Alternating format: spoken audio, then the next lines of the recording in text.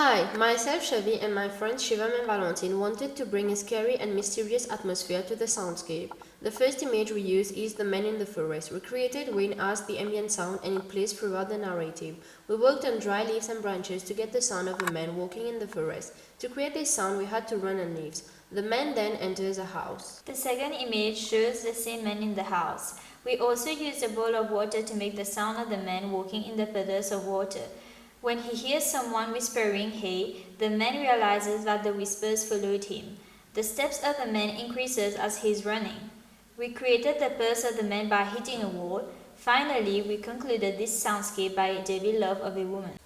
The problem encountered was the sound of droplets of water, and the solution to that was to drop a cap of a bottle multiple times in a recipient of water. We also had problems to get the best ambient sound. We had to go in the bushes.